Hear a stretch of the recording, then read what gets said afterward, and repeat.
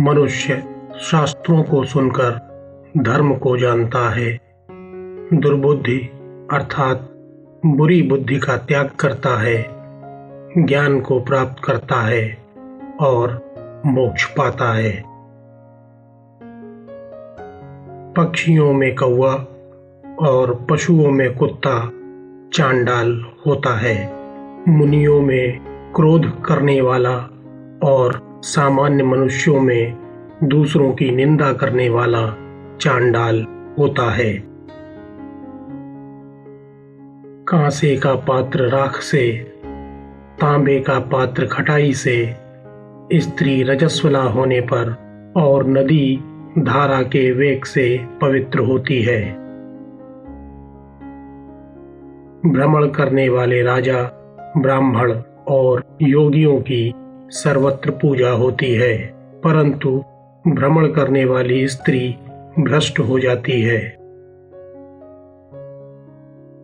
जिसके पास धन है उसी के मित्र होते हैं, उसी के बंधु बांधव होते हैं, वह ही पुरुष गिना जाता है, वह ही ज्ञानी कहलाता है।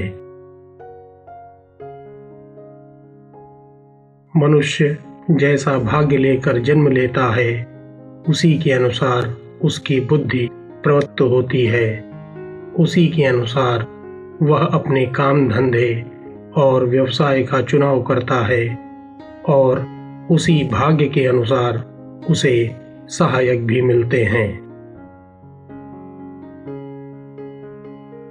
काल अर्थात समय सभी प्राणियों को अपने पेट में पचा लेता है।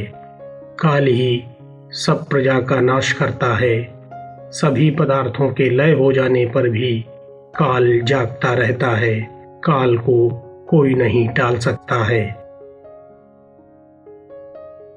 जन्म से अंधे को कुछ भी दिखाई नहीं देता, कामांध को कुछ भी नहीं सूझता, मदिरा के नशे में मस्त व्यक्ति को कुछ भी समझ में नहीं आता, स्वार्थी व्यक्ति को किसी में कोई भी दोष दिखाई नहीं देता। जीव अपना जो भी कर्म करता है उसका फल भी स्वयं ही भोगता है। वह स्वयं विभिन्न योनियों में जन्म लेकर संसार में भटकता है और स्वयं अपने ही पुरुषार्थ के बलबूते संसार बंधन से मुक्त होता है। अपने राज्य में हुए पाप को राजा और राजा के पाप को पुरोहित भोगता है। स्त्रीकृत पाप को स्वामी भोगता है, उसी प्रकार शिष्य के पाप को गुरु भोगता है। ऋणी पिता और व्यभिचारिणी माता, रूपवती पत्नी और मूर्ख पुत्र विद्वानों के शत्रु हैं। लोभी को धन से, अहंकारी को हाथ जोड़कर विनम्रता से, मूर्ख को उसकी इच्छा के अनुसार व्यवहार से और विद्वानों को सच्चाई के द्वारा वश में करना चाहिए। बुरे राज्य के होने से राज्य का न होना अच्छा है। दुष्ट मित्रों के होने से अच्छा है कि मित्र ना हो। दुष्ट पत्नी का पति कहलाने से अच्छा है कि पत्नी ना हो। दुष्ट राजा के राज्य में प्रजा को सुख और कुमित्र की संगति में आनंद कैसे हो सकता है, उसी प्रकार दुष्ट स्त्री से घर में प्रीति और कुशिष्य को पढ़ाने वाले को यश कैसे प्राप्त हो सकता है।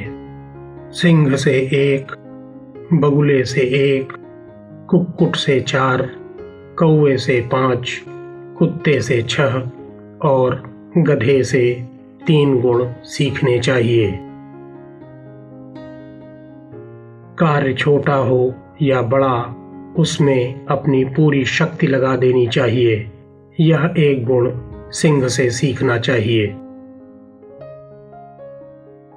विद्वान पुरुष को चाहिए कि वह अपनी इंद्रियों को वश में करके देश, काल और अपने बल को तौलकर अपने कार्य की सिद्धि के लिए बगुले के समान प्रयत्न करे। उचित समय पर उठना, रण में उद्धत रहना और बंधुओं को उनका भाग देना और स्वयं आक्रमण करके भोजन करना, ये 4 बातें कुक्कुट अर्थात मुर्गे से सीखनी चाहिए। छिपकर मैथुन करना, धैर्य रखना, समय समय पर कुछ वस्तुएं इकट्ठी करना, हमेशा सावधान रहना, किसी पर भी विश्वास न करना, ये 5 गुण कौवे से सीखने चाहिए।